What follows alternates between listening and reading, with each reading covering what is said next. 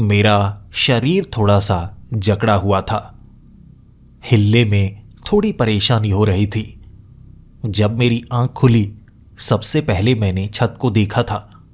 धीरे धीरे शरीर का दर्द बढ़ने लगा।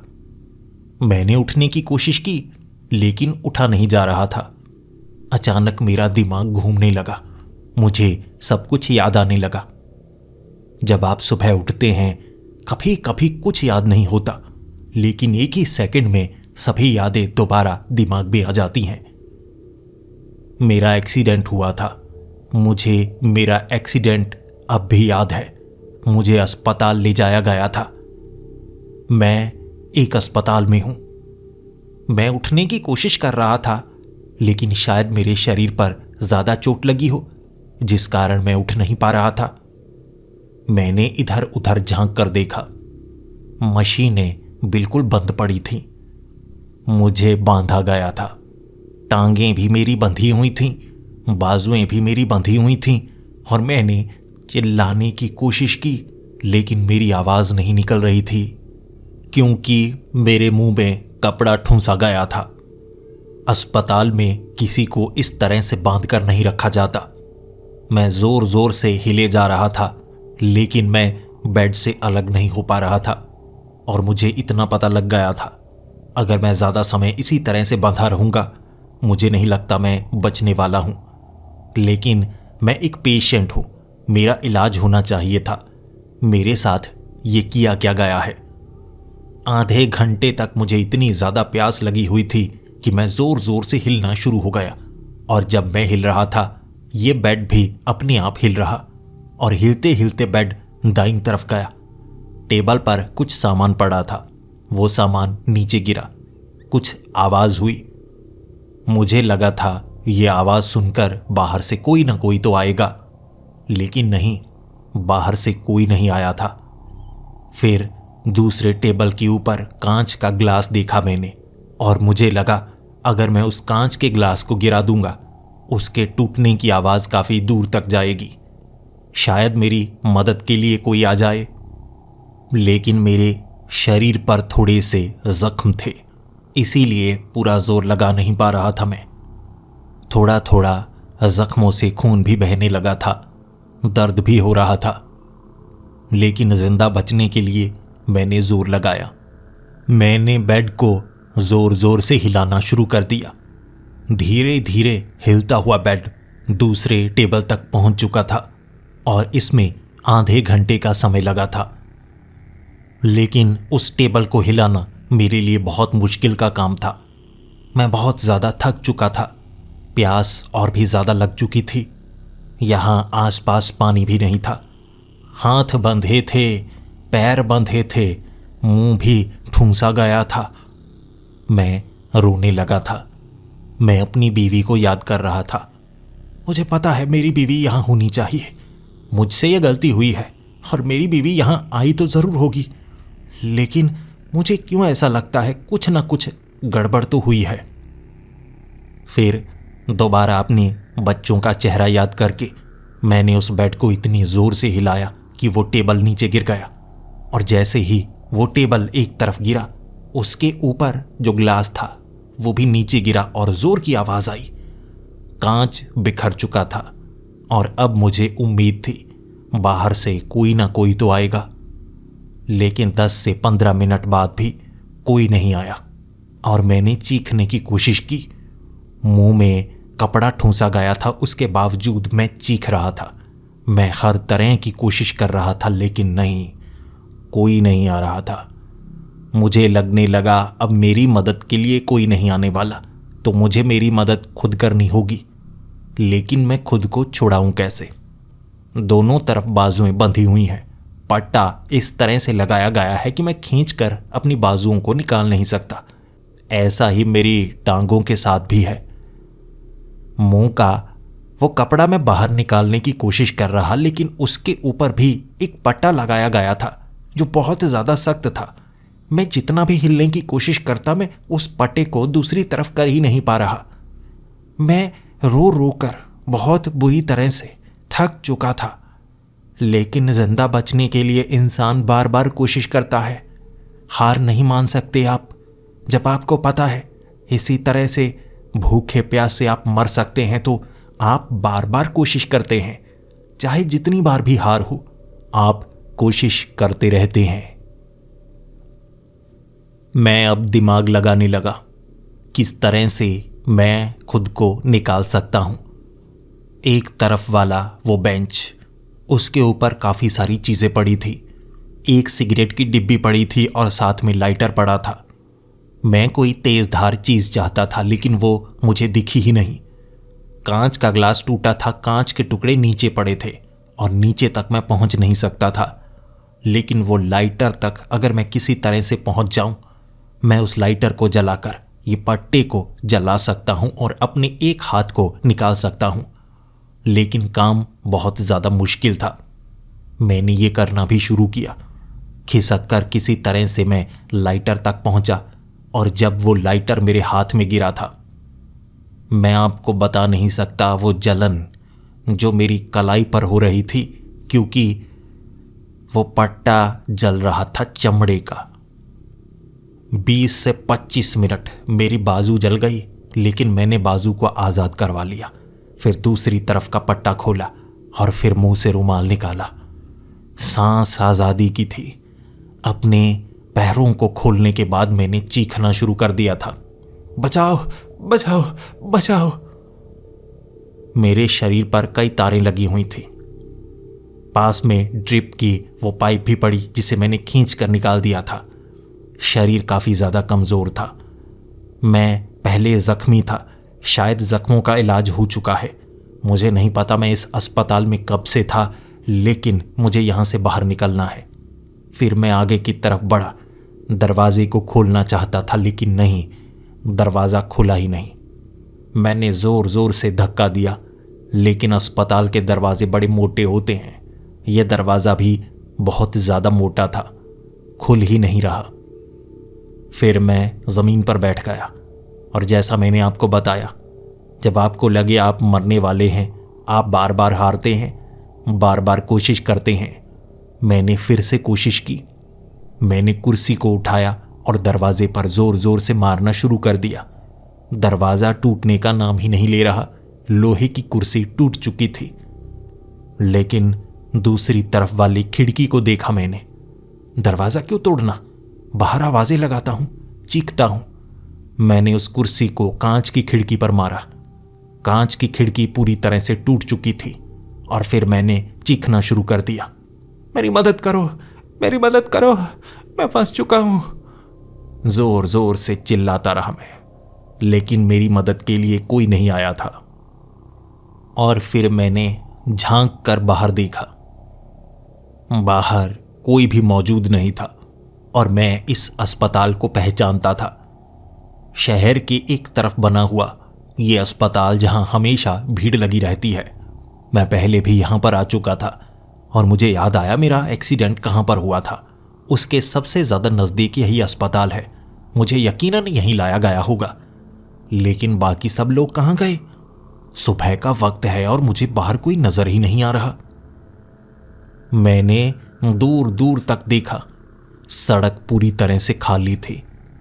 गाड़ियां जहां थीं वहीं की वहीं रुकी हुई।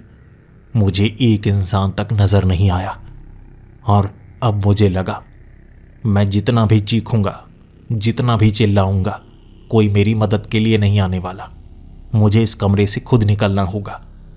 मैं चौथी मंजिल पर था और खिड़की से बाहर लटकने के बाद मुझे मेरी मौत नजर आई। लेकिन बचने के लिए मुझे खिसक खिसक कर एक तरफ वाले गलियारे तक जाना था। एक तरफ की खिड़की दिखी मुझे। सर मारकर मैंने खिड़की को तोड़ा था। सर से खून निकलने लगा था और सर पर पहले ही काफ़ी ज़्यादा टांके लगे हुए। लेकिन दर्द इतना ज़्यादा नहीं हुआ। अगर मैं नीचे गिरता तो मारा जाता और रास्ता यही था मेरे पास। मैंने खिड़की को तोड़ा और इस तरह मैं गलियारे में पहुंचा। मैंने आवाज़ें लगाई लेकिन मेरी आवाज़ का जवाब देने वाला कोई नहीं था। मैं बहुत बोला लेकिन कोई दिख ही नहीं रहा। कमरे खाली थे। पूरा का पूरा अस्पताल खाली था और अस्पताल के बाहर भी कोई नहीं। यह चल क्या रहा है? अब मैं इस अस्पताल से बाहर निकलना चाहता था। अंदर से देखते देखते वो खाली अस्पताल बड़ा डरावना लग रहा और मुझे एहसास हो रहा कि कुछ ना कुछ तो हुआ है। सड़कें खाली, अस्पताल खाली। इंसान कहाँ है? इंसान कहाँ है? मैं अस्पताल से जब बाहर निकला, बाहर कोई दिख ही नहीं रहा था। मैं चलने में अच्छी तरह से सक्षम नहीं था, तो मुझे लगा मुझे कोई ना कोई गाड़ी लेनी चाहिए, लेकिन किसी और की गाड़ी में कैसे चलाऊं? जब कोई नज़र नहीं आ रहा तो पुलिस समझ जाएगी। लेकिन सभी की सभी गाड़ियां बंद थीं। जिस गाड़ी का दरवाज़ा मैं खोल पाया वो गाड़ी को स्टार्ट नहीं कर पाया। कभी तो गाड़ी की चाबी नहीं मिल रही, तो कभी गाड़ी स्टार्ट नहीं हो पा रही। अंत में मुझे चलना ही पड़ रहा था। मैं अस्पताल से थोड़ा दूर निकला। सड़क पूरी तरह से खाली थी। दूर दूर तक इंसान नज़र नहीं आ रहा और मुझे एक पल के लिए ऐसा लगा कि जब मैं अस्पताल में था कुछ हुआ तो नहीं, कोई बीमारी तो नहीं फैली जिस कारण इंसान यहाँ से गायब हो चुके हैं, या कोई परमाणु धमाका हुआ हो। कुछ ऐसा तो हुआ जैसे सब छोड़कर भाग चुके हैं। लेकिन एक बात का जवाब मेरे पास नहीं था। मेरी टांगों को, मेरी बाजुओं को बांधा तो किसने बांधा? अगर उस समय मैं होश में नहीं था, कम से कम मुझे इसी तरह से छोड़ देना चाहिए था, ताकि जब मैं होश में आऊं अपनी सुरक्षा तो कर पाऊं। अगर मैं खुद को उस बेड से छुड़ा ना पाता तो हमेशा के लिए वहीं पर बंधा रह जाता। मुझे मानसिक तौर पर झटका लगा था और मैं सड़क के बीच में बैठकर रोना शुरू हो गया था। लेकिन रोने से कोई खास फायदा नहीं हुआ। मुझे भूख लगी थी, मुझे प्यास लगी थी, तो मैंने खाने का सामान ढूंढा। सड़क पर कुछ गाड़ियां थीं जो इसी तरह से छोड़ी गई थीं। उनके दरवाजे खुले। मैं किसी गाड़ी को स्टार्ट नहीं कर पाया, लेकिन कम से कम गाड़ियों में मुझे कुछ खाना ज़रूर मिला। कुछ चिप्स, कुछ पुरानी चीज़ें, लेकिन मैं उन्हें खा सकता था, पेट भर सकता था। बोतलें पड़ी थी पानी की। वो पानी जूठा था, साफ नज़र आ रहा, लेकिन प्यासे को पानी चाहिए, चाहे वो साफ हो या ना हो। जब भूख मिटी, कुछ प्यास मिटी, फिर मेरे दिमाग ने कहा बचने के लिए मुझे यहाँ से निकलना होगा। अगर सभी इंसान यहाँ से दूर जा चुके हैं तो कुछ ऐसा हुआ है जो मेरे लिए खतरनाक हो सकता है। भले ही चलकर सही, लेकिन मुझे यहाँ से जाना चाहिए। तो मैं चलने लगा। चलने में परेशानी हो रही थी, लेकिन जिंदा बचने के लिए शरीर आपका साथ देना शुरू कर देता है। शरीर मेरा भी साथ दे रहा था। मैं आगे बढ़ता गया। जब मैं शहर तक पहुंचा था तब तक रात हो चुकी थी। मैं अपने घर तक जाना चाहता था, अपनी गाड़ी का इस्तेमाल करना चाहता था, लेकिन अपने घर तक पहुंचने के लिए मुझे और ज़्यादा चलना पड़ता। अंधेरे में जब मैं शहर में पहुंचा था, मुझे पहली बार कोई नज़र आया, और जब कोई नज़र आया मेरी आंखें चमक गईं। मुझे उम्मीद दिखी थी। मैं भागा उसकी तरफ, और बड़ी कमाल की बात हुई। वो सड़क के बीच में सफ़ेद कपड़े डाले एक आदमी था। दूर से चलता हुआ दिखा मुझे, लेकिन जैसे ही मैं उसके करीब पहुंचा वो गायब हो गया। वो अब मुझे नजर आ ही नहीं रहा था, जैसे वो भूत हो। मैं उसके बाद वहां से निकला, घर की तरफ आगे बढ़ने लगा। मैं किसी तरह आधी रात तक घर तक पहुंचा था, और घर पहुंचते पहुंचते रास्ता इतना भयानक निकला था। मुझे दूर कुछ लोग नजर आते। जब मैं उनके करीब जाने की कोशिश करता वो गायब हो जाते। मुझे सड़कों पर भूत नजर आ रहे थे। मैंने कहानियां जरूर सुनी थी, मुझे नहीं लगा था इस तरह से मैं ऐसे कुछ देख सकता हूं। मुझे महसूस हुआ कि जब हम भीड़ में होते हैं हमें अंदाजा लगता ही नहीं कि दूर जो हमें दिखा है वो क्या हो सकता है। आज पहली बार मैं पूरी तरह से अकेला था, और दूर दूर जो लोग मुझे नजर आते असल में वो भूत निकल रहे थे। जिंदा इंसान कोई नहीं दिख रहा। आधी रात को घर तक पहुंचा। दरवाज़ा खोला मैंने, और घर के अंदर पहुंचते ही मुझे जिंदगी मिली, क्योंकि इससे पहले ऐसा लग रहा था जैसे मैं भटक चुका हूं, मैं वापस घर नहीं पहुंच पाऊंगा। लेकिन अपने घर को देखने के बाद इतनी ज़्यादा खुशी हुई। सामने टंगी मेरी बीवी की तस्वीर, मैंने उस तस्वीर को गले से लगा लिया। अपने बच्चों की तस्वीरों को अपनी गोद में रखे मैं ज़मीन पर लेटा हुआ रोने लगा था। मुझे नहीं पता था वो जिंदा हैं या नहीं। उम्मीद यही थी कि इस जगह को वो छोड़कर गए होंगे, जहां भी होंगे ठीक होंगे। आज नहीं तो कल मैं उन्हें ढूंढ ही लूंगा। बस मुझे ये पता लगाना है कि यहां हुआ क्या है। 1-2 घंटे वहीं लेटे लेटे मेरी आंख कब लग गई मुझे नहीं पता। रोने के बाद आप इतने ज़्यादा थक जाते हैं कि आपको नींद आ जाती है। मेरे साथ भी कुछ ऐसा ही हुआ था। सुबह का वक्त हो चुका था और अब मैंने उन तस्वीरों को एक तरफ रखा और मैं ये सोच रहा था कि मैं उन्हें ढूंढूंगा कैसे। मैंने टीवी चलाने की कोशिश की, टीवी चल नहीं रहा था। मैंने फ़ोन चेक किया, फ़ोन काम नहीं कर रहा था। फिर मुझे लगा शायद कम्युनिकेशन भी काटा जा चुका है। लेकिन सबसे पहले तो मुझे खाना खाना चाहिए, अपना थोड़ा ध्यान रखना चाहिए। मुझे एक बैग चाहिए होगा, उसमें मैं पानी रखूंगा, खाना रखूंगा। लेकिन मैं चलूंगा किस तरफ? मुझे लगता है मुझे कुछ समय यहाँ इंतज़ार करना चाहिए, 1-2 दिन यहाँ रुकना चाहिए। हो सकता है कोई यहाँ पर आए ढूंढने के लिए। मुझे ना सही, लेकिन सरकार द्वारा कोई प्रोजेक्ट तो चलाया गया होगा ताकि जो यहाँ रह गए हैं उन्हें भी बाहर निकाला जा सके। इसीलिए सबसे पहले अपने घर में जो रखा गया खाना था, मैं उस खाने को खाने लगा। पानी पिया मैंने, कुछ समय आराम किया। पूरा दिन मैं यही सोचता रहा कि रात के वक्त में क्या करूँगा।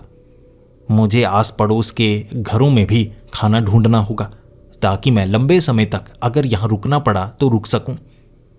मैंने आस पड़ोस के उन घरों में जाकर चीज़ें देखीं जहाँ मैं पहले कभी नहीं जा सकता था, क्योंकि किसी और के घर में घुसा नहीं जा सकता। इन हालातों में मैं ऐसा कर सकता था, लेकिन बीच बीच में मुझे बहुत ज़्यादा घबराहट होती, क्योंकि शरीर में अब भी बहुत ज़्यादा कमज़ोरी थी। मैं इतना चला था, उसके बाद टांगें दर्द भी कर रही थीं। लेकिन अंधेरा होने से पहले पहले मैंने खाना इकट्ठा कर लिया। रात के वक्त पड़ोसी के घर से पानी की कुछ बोतलें निकालकर अपने घर की तरफ लेकर आ रहा था मैं, और मैंने सामने वाले घर में लाइट चलती हुई देखी। परछाइयाँ पर्दों पर नजर आई थीं और एक बार के लिए मुझे लगा शायद उस घर में कोई है। लेकिन दोपहर के वक्त मैं वहाँ गया था सामान देखने के लिए। उस समय वहाँ पर कोई मौजूद नहीं था। अब कोई उस घर के अंदर क्यों आया होगा? मेरे मन में यही ख्याल आया कि मुझे चेक तो करना ही चाहिए। ये भूतों से डरकर इस तरह से घरों के अंदर मैं छिपा रहूँगा तो किसी इंसान को कभी ढूंढ सकूँगा ही नहीं। मैंने वो पानी की बोतलें अपने घर के अंदर रखीं और फिर मैं उस घर की तरफ बढ़ने लगा। दरवाजे पर कान लगाकर सुना था मैंने। मुझे फुसफुसाने की आवाज़ें उस घर के अंदर से आ रही थीं। मैंने दरवाजे को बड़ा धीमा खोला था। मैंने जब अंदर देखा, मुझे एक आदमी एक कोने में नजर आया। उसने टीवी का बटन दबाया हुआ था और उसी जगह वो रुका हुआ। मैंने एक कदम आगे बढ़ाया, उसने मुड़कर देखा और जब वो मुड़कर पीछे देख रहा था, वो एक धुएं की तरह गायब हो गया। मैं इतना ज़्यादा घबराया क्या बताऊं। मैं वहाँ से सीधा अपने घर की तरफ भागा। मुझे चीखने की एक आवाज़ सुनाई दी थी उस घर से। ये पक्का उस भूत के चीखने की आवाज़ थी, लेकिन मैं रुकने वाला नहीं था। मैं अपने घर में पहुंचा। मैंने अपने घर का दरवाज़ा लगाया और फिर मैं खिड़की से बाहर झांकने लगा और मेरी नज़र उसी घर पर थी। अब उस घर की लाइट भी बंद हो चुकी थी। मुझे उस घर से बाहर आता कोई नज़र नहीं आया, ना उस घर में जाता कोई नज़र आया। फिर इधर उधर के घरों को मैं झांके जा रहा और मुझे रास्ते पर चलता हुआ एक आदमी नज़र आया। बड़ा अजीब था वो आदमी।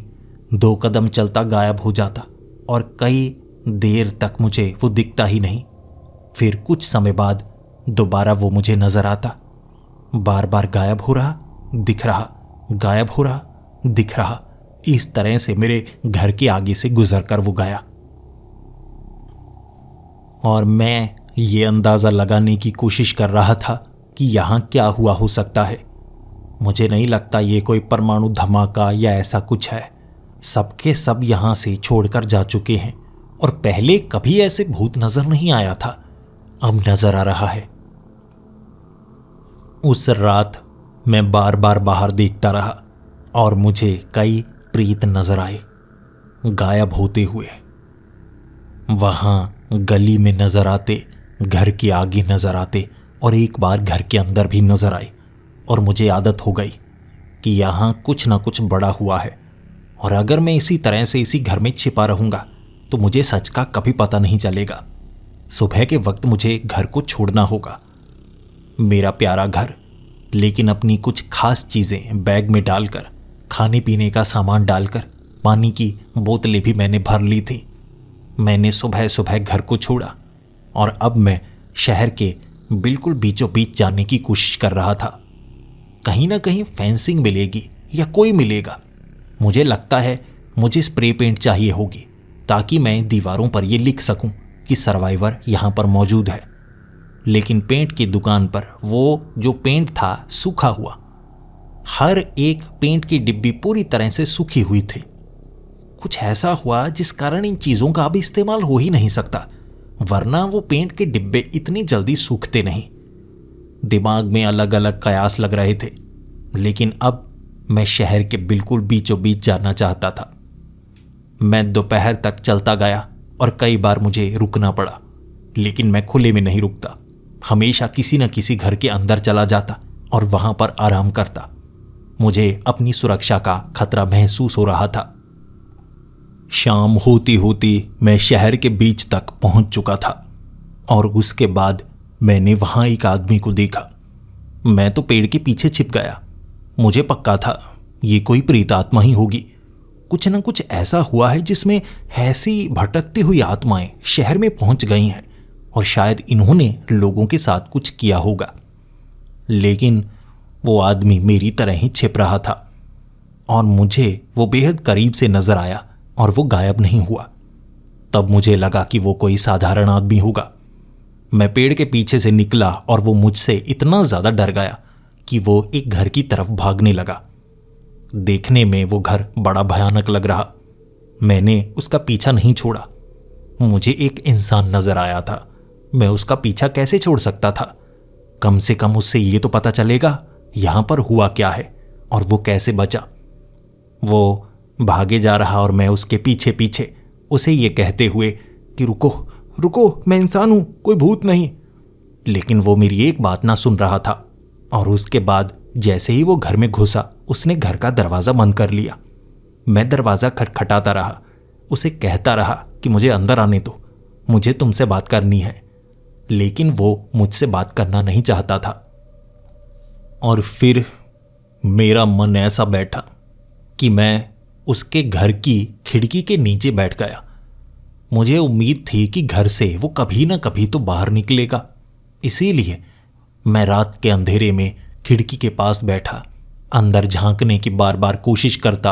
और एक बार तो उसने पर्दा हटाया, मुझे साफ नजर आया उसका चेहरा इतने करीब से, और उसने मुझे इशारा किया चले जाओ। और मैंने उसे कहा कि तुमसे बात करनी है। वो मना करता रहा, लेकिन मैं जा ही नहीं रहा था। फिर मैंने खिड़की को तोड़ने की धमकी दी और उसके लिए ये काफ़ी खतरनाक हो सकता था। उसने इशारा किया कि मैं खिड़की को खोलूँगा, तुम घर के बाहर रहोगे, मैं घर के अंदर रहूँगा, इसी तरह से बात की जा सकती है। मैंने उसकी बात मान ली।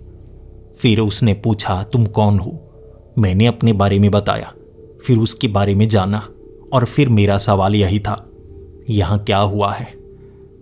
ये सब कैसे हुआ? कोई इंसान नज़र क्यों नहीं आ रहा? उसने कहा कोई बड़ा हादसा हुआ है जिस कारण लोग शहर को छोड़कर भाग चुके हैं। वो खुद बचने के लिए इसी तरह घर के अंदर छिप कर रहता है। खाने पीने की कमी है, लेकिन इससे ही गुजारा करना पड़ता है। मैंने उससे पूछा कि तुम मुझसे दूर क्यों भाग रहे थे? और उसने बताया भूत प्रेत तो नजर आते हैं, लेकिन इंसान भी वहशी बन चुके हैं। मुझे कई ऐसे इंसान नजर आए जो मुझे नुकसान पहुंचाना चाहते थे। देखो मेरी इस तरफ की बाजू, इस पर बने हुए ये जख्म भूत प्रेत या किसी और ने नहीं दिए हैं। बचने के लिए मुझे उन लोगों से दूरी बनानी पड़ी और ये चोट उन्होंने मुझे दी है, तुम्हारे ही जैसे इंसान। इसीलिए मैं किसी इंसान पर भरोसा नहीं कर सकता। जब तक मुझे ज़्यादा लोग नज़र नहीं आते मैं इसी तरह से छिप कर रहता हूँ। और मैं तुम्हें भी यही कहूँगा, तुम बचे हुए हो तो छिपे रहो। वो प्रेत भी नुकसान पहुँचाने की कोशिश करते हैं और इंसान भी। अकेले रहना सीख लो। और मैंने उसे कहा कि मुझे घर के अंदर आने दो। देखो रात का वक्त है, बाहर मुझे सुरक्षित महसूस नहीं हो रहा। रात के अंधेरे में तो ऐसे प्रेत बहुत ज़्यादा संख्या में नजर आते हैं। और मेरा ये कहना बिल्कुल ठीक था। सड़क पर मुझे ऐसी परछाइयाँ दिखने लगी जो मुझे डराने लगी थी। और जब ये परछाइयाँ दिखती हैं, सिहरन सी पैदा होती है, बेचैनी सी होने लगती है, दिल की धड़कन तेज हो जाती है, जैसे वो प्रेतों का असर शरीर पर हो रहा हो। मैंने उसके सामने हाथ जोड़े, मुझे अंदर आने दो, और उसने घर के अंदर आने दिया। फिर मैंने वहाँ खाना खाया जो मेरे पास था, उसके साथ बांटा। और उसने कहा तुम अच्छे इंसान हो, अब तक जिंदा कैसे बचे हुए हो। मैंने उसे कहा मुझे नहीं पता, मैं बस अपने परिवार को ढूंढ रहा हूँ। और उसने कहा मैं भी तो यही कर रहा हूँ। पता नहीं अचानक हुआ जो भी हुआ, सोचने समझने का मौका ही नहीं मिला। उसे भी ज़्यादा कुछ नहीं पता था। उसे भी एक कमरे में बंदी बना दिया गया था। भागने से पहले लोग इसी तरह से, जिनसे शायद बदला लेना चाहते थे, उनके साथ ये करके गए और तब से वो छिपे जा रहा है। मैंने वो रात उसके साथ बिताई और फिर उसे कहा हमें ये जगह छोड़कर यहाँ से बाहर निकलना चाहिए। हमें इंसानों को ढूंढना चाहिए, क्योंकि शायद इस जगह कुछ ऐसा हुआ है जिस कारण उन्हें भागना पड़ा। और हमें जहाँ बाकी बचे हुए इंसान हैं वहाँ तक पहुँचना चाहिए। हमारे परिवार हमारा इंतज़ार कर रहे हैं। और उसे पूरी रात लग गई ये बात मानने में, लेकिन सुबह तक वो मेरी बात मान गया कि यहाँ लंबे समय तक बचा नहीं जा सकता। हमें ढूंढना होगा अपनों को, और अपनों को हम कहाँ ढूंढ सकते हैं? शायद यहाँ से दूर।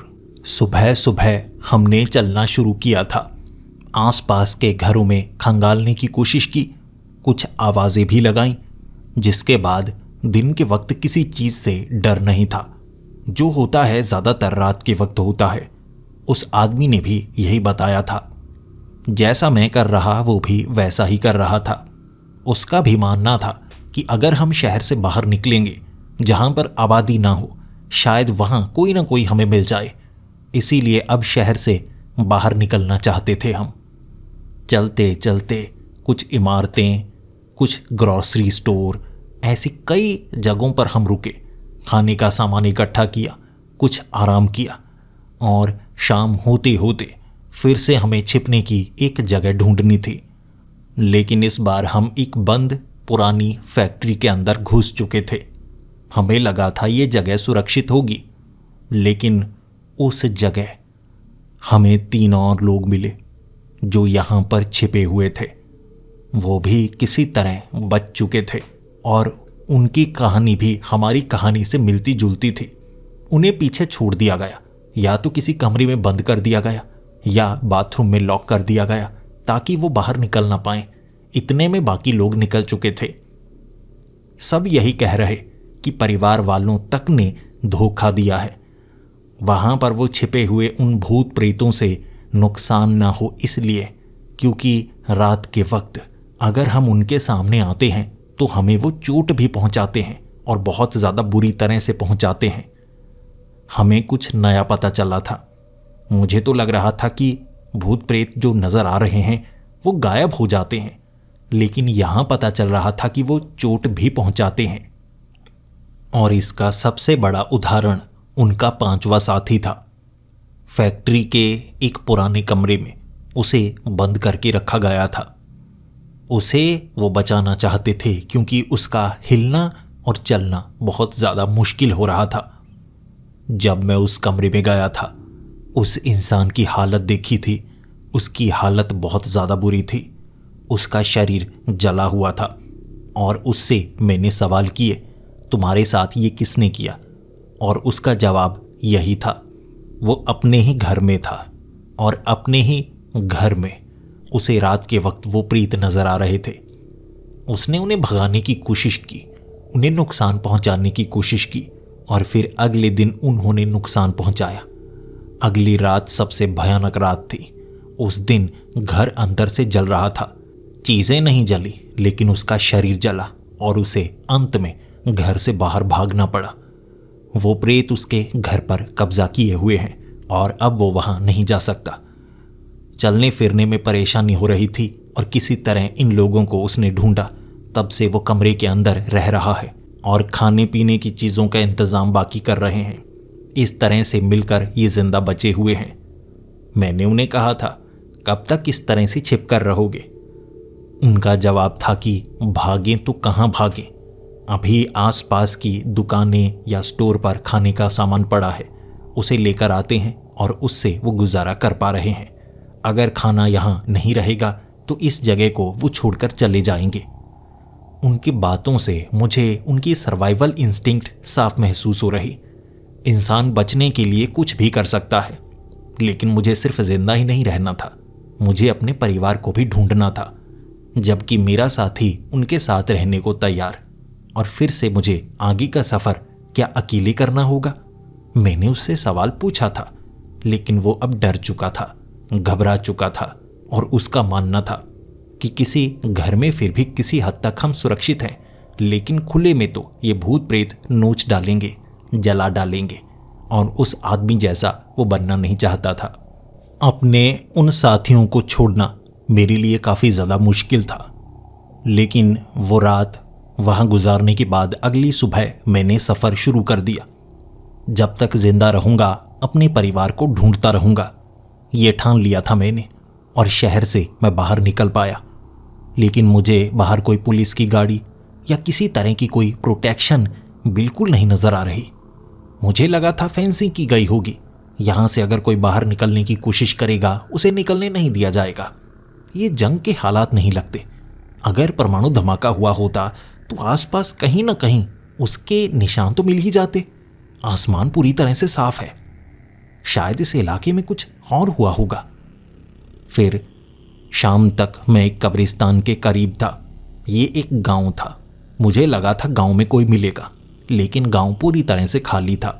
कब्रिस्तान के आगे से गुजरते वक्त मेरी सांस रुकी हुई और मुझे खतरे का पूरा आभास था, लेकिन यहाँ से निकलने का रास्ता बिल्कुल यही था। मैं अब सड़कों का इस्तेमाल नहीं कर रहा था, क्योंकि सड़कों के आसपास इलाका काफ़ी चौड़ा होता है और घर कम होते हैं। मैं चाहता था छिपने की जगह हो ताकि खतरे में मैं छिप पाऊँ, और अब ये कब्रिस्तान मेरे रास्ते के बिल्कुल बीच में पड़ गया। निकल रहा था तभी मुझे कब्रिस्तान से कुछ आवाज़ें सुनाई दी। वो आवाज़ों को सुनकर मैं सन्न सा हो गया, लेकिन छिपने की कोई जगह नहीं थी और मैं भागकर निकलना चाहता था, तो मैं तेज़ी से भागने लगा। इतने में एक झलक कब्रिस्तान के अंदर पड़ी। मुझे 4 लोग नजर आए। अब वो 4 लोग एक पेड़ के नीचे बैठे, तो मैं वहां रुका, झांकने लगा, देखने लगा। मैंने कुछ समय तक उन्हें देखा। उनमें से कोई भी धुंधला नहीं हुआ था, कोई भी गायब नहीं हुआ था। मुझे लगा ये भूत नहीं है, ये इंसान है। लेकिन कोई इंसान कब्रिस्तान में क्यों बैठेगा?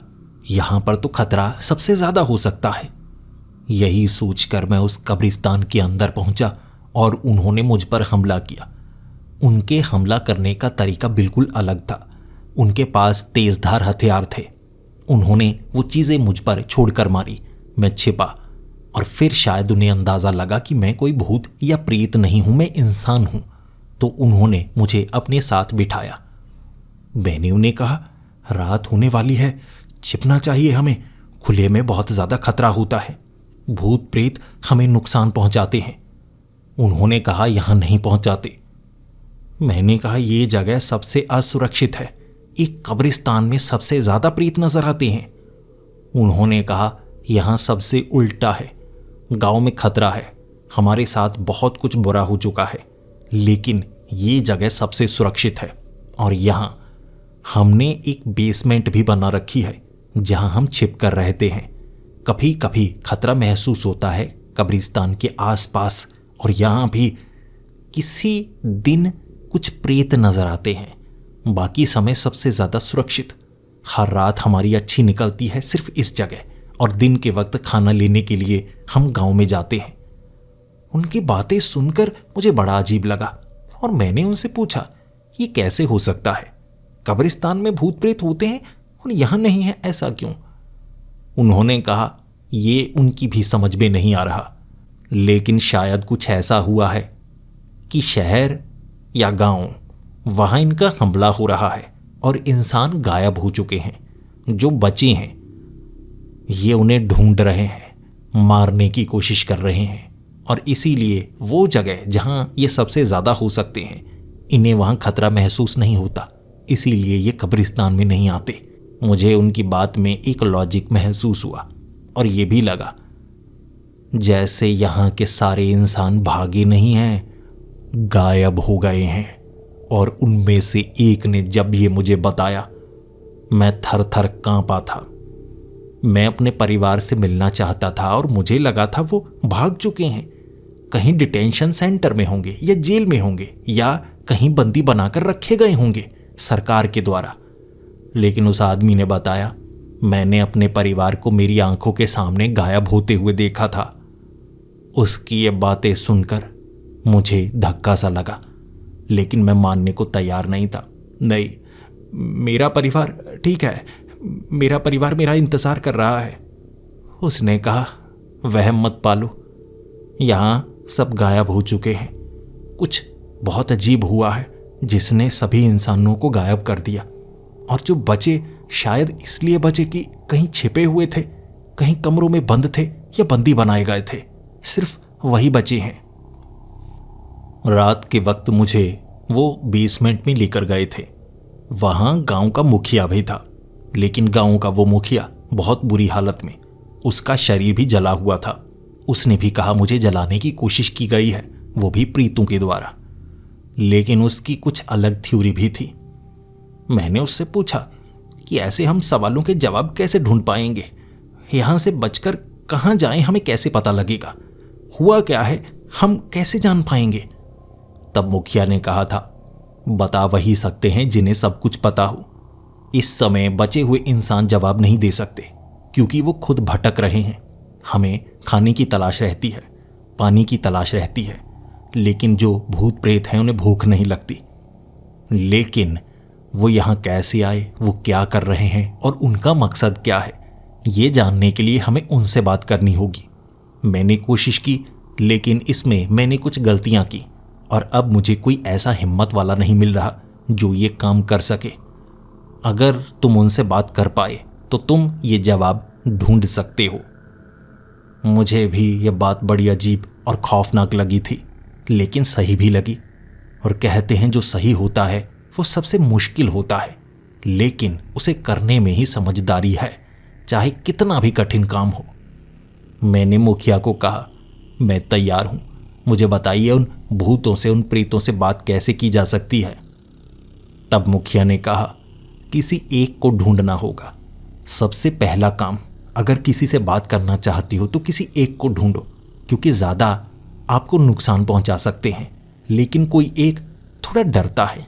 जैसे हम उनसे डरते हैं वो हमसे डरते हैं। अकेला ज़्यादा चोट नहीं पहुंचा सकता, और तुम आईने के जरिए उनसे बात कर सकते हो। मैंने खुद बात करने की कोशिश की है। मैंने गांव का एक घर ढूंढा और उस घर में मुझे एक प्रेत नजर आया। मैं आईने को अपने साथ लेकर गया था, लेकिन उस आईने से मैं उससे बात कैसे करूंगा मैं समझ नहीं पा रहा। मुखिया ने कहा था कि आईने का इस्तेमाल किसी तरह से करना पड़ता है कि हम प्रेतों से बात कर पाते हैं। मैंने कोशिश की उस घर में लगे उस आईने के जरिए, जहां वो प्रेत आईने के दूसरी तरफ प्रतिबिंब की तरह मुझे नजर आ रहा, और वो डरा और मैंने इशारों से उससे बात करनी चाही, लेकिन उसने आईना तोड़ दिया। वो ताकतवर था और गुस्से में, और फिर मुझे जलन महसूस हुई और मैं जलना नहीं चाहता था तो मैं भागा। कब्रिस्तान में उसी बेसमेंट के अंदर मैंने मुखिया को ये बात बताई थी, और मुखिया ने कहा इस तरह से काम नहीं बन सकता।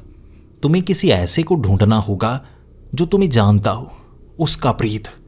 जो मर चुके हैं शायद उनके प्रेत हमें नजर आते हैं, और अगर ऐसा है तो वो जो प्रेत हैं वो हमसे तभी बात करेंगे अगर हम पर भरोसा करेंगे। तुम किसी ऐसी जगह जाओ जहां तुम्हें कोई ऐसा प्रेत नजर आए जो तुम्हें जानता हो।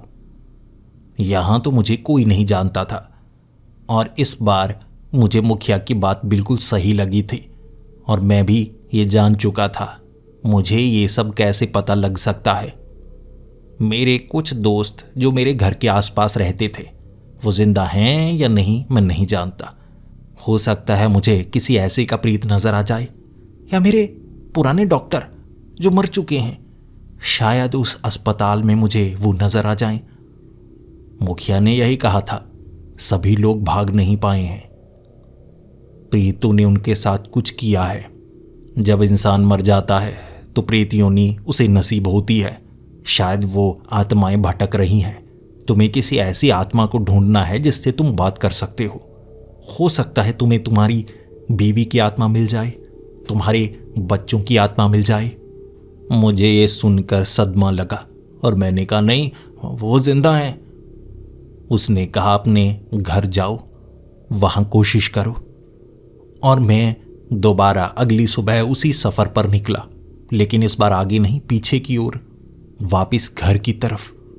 मुझे जवाब घर में मिल सकते हैं, लेकिन 2 दिनों का वो सफर इतना लंबा था कि मैंने ये ठान लिया, नहीं, अपने घर नहीं।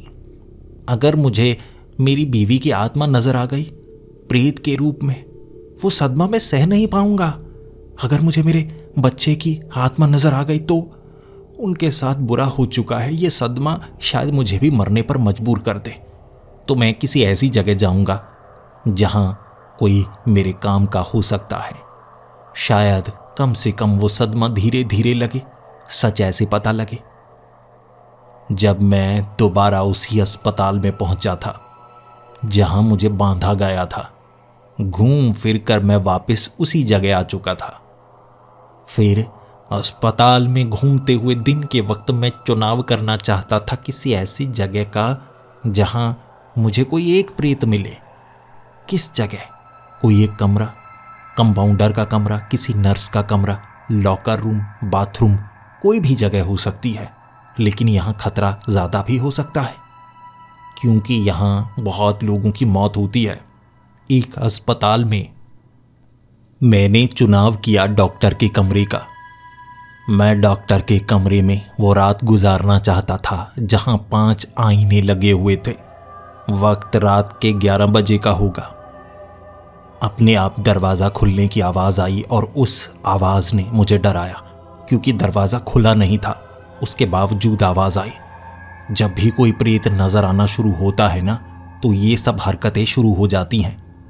शरीर में अपने आप सिहरन सी पैदा होने लगी, शरीर ठंडा महसूस होने लगा। फिर मैंने आईने में प्रतिबिंब देखा और मैं भी आईने के सामने खड़ा हो गया था। उस डॉक्टर को मैं जानता था। वहां खड़े मुझे लगा वो डॉक्टर भी मारा गया। पक्की बात है, वो कहीं और नहीं गया, वो मारा गया। मैं बच गया, लेकिन वो मर गया। मैं आईने के सामने उसकी आंखों में आंखें डालकर देख रहा। आईने में वो दिख रहा था, लेकिन यहां पर वो नहीं दिख रहा था। मेरी तरफ देखकर उसने इशारा किया। वो कुछ बोला, लेकिन आवाज साफ सुनाई नहीं दे रही थी। मैंने भी बोला और उसे भी कुछ सुनाई नहीं दे रहा था। जिसके बाद मैंने भाप से आईने पर कुछ लिखा, जिसे वो पढ़ पा रहा था, लेकिन उल्टा उसे समझने में उसे देर लगती। और उसने भी इसी तरह से कुछ लिखा जिसे मैं पढ़ सकता था। उसने लिखा, तुम अब चले जाओ। वो मुझे चेतावनी दे रहा था। शायद यहां मेरे साथ कुछ बुरा हो सकता था, इसीलिए मैंने भी लिखा, मुझे बस ये बता दो हुआ क्या है, मैं समझ नहीं पा रहा हूं। वो कुछ समय सोचता रहा। शायद वो बात मुझे बताने में वो डर रहा हो। शायद यहां कुछ ऐसा हुआ है जिसमें मेरा परिवार भी जिंदा नहीं बचा है। वो जवाब दे नहीं पाया था तो मैंने अगला सवाल पूछा, मेरा परिवार कहाँ है, क्या वो जिंदा है? और उसने हाँ में जवाब दिया और मैं बहुत ज़्यादा खुश था। फिर मैंने उससे सवाल पूछा, वो कहाँ है, मेरी बीवी मेरे बच्चे कहाँ हैं, किस शहर में हैं? और उसने कहा वो तो अपने घर में है। जब ये बात सुनी मैं बहुत ज़्यादा कंफ्यूज हो चुका था और मैंने कहा मैंने पूरा शहर घूम लिया, मुझे कोई नज़र नहीं आ रहा, इंसान कहाँ गए? उसने जवाब दिया, इंसान तो वही है लेकिन तुम्हें जाना होगा। मैंने उससे पूछा, कहाँ जाना होगा? उसने कहा, तुम्हारी आत्मा को शांति मिले, चले जाओ, अब इस दुनिया में तुम्हारे लिए कुछ नहीं रखा। और एक बार के लिए मेरा दिमाग घूम गया, मुझे सब कुछ समझ में आना शुरू हो गया था। और उसके बाद मैंने अगला सवाल उससे यही पूछा था, क्या तुम जिंदा हो? और उसने जवाब दिया, हाँ लेकिन तुम नहीं हो। ये बात ने मुझे झकझोर कर रख दिया था। सब कुछ समझ में आ रहा था मेरे, सब कुछ। मेरा एक्सीडेंट हुआ, मैं अस्पताल में आया और उसके बाद सभी इंसान गायब हो गए। असल में मैं मर गया था और शायद मरने के बाद ये सब होता है। वो भटकती हुई आत्माएं इसी तरह से भटकती हैं जैसे मैं भटक रहा हूं। मेरा परिवार शायद वही है और जिसे हम प्रीत समझते थे वो इंसान थे, उनकी झलक नजर आती थी। और भूतों से वो डरेंगे ना, क्योंकि मैं भी एक भूत बन चुका था। इसीलिए कब्रिस्तान सुरक्षित था और गांव या शहरों के बीच नहीं, जहां भीड़ हो वहां अपने आप डर लगता था। और लोग भूतों को दूर करने की कोशिश करते हैं, तो यहां बसेरा जिस जगह होगा, शांति की प्रार्थना उसी जगह होगी। मैं रोया था, बहुत ज़्यादा रोया, लेकिन इस बात की खुशी थी मेरा परिवार तो सुरक्षित है ना। मुझे लगा था उनके साथ कुछ बुरा हो गया होगा। अब तसल्ली थी कि वो ठीक हैं और इस बात का पता मैंने अपने ही घर जाकर लगाया। आईने में अपनी बीवी का चेहरा देखा था, मैं छिप गया था। मैं अपनी बीवी को डराना नहीं चाहता था, मैं उसे कोई आभास दिलाना नहीं चाहता था। वो जैसे है खुश रहे, और शायद मेरी नियति यही है। वो कहा करती थी, शराब मत पिया करो, शराब पीकर आप गाड़ी चलाते हैं तो बहुत तेज चलाते हैं, कुछ बुरा हो सकता है। और मैं डांटा करता था, मेरी शराब से तुम्हें बहुत दिक्कत है, मुझे शराब पीना पसंद है और मैं छोड़ूंगा नहीं। वो कहती थी, परिवार के लिए तुम्हें शराब छोड़ देनी चाहिए। और उस दिन मैं गुस्से में था। अपने दोस्तों के साथ क्लब में मैंने ज़्यादा शराब पी थी और घर की तरफ आ रहा। मुझे लग रहा था गाड़ी संभल नहीं रही, लेकिन गुस्से के कारण मैंने गाड़ी तेज चलाई और वो हादसा हुआ था। मुझे मेरी गलती का आभास अब हो रहा था और मैं इसीलिए अब अपने परिवार को परेशान करना नहीं चाहता था। लेकिन जब तक मेरी आत्मा रहेगी मैं इसी घर में रहूंगा और कोई भी और भटकती हुई प्रेत आत्मा या कोई और काली ताकत इस घर में मैं घुसने नहीं दूंगा। मेरा परिवार है जिसकी सुरक्षा मेरे कंधों पर है, चाहे मैं जिंदा रहूं या मुर्दा।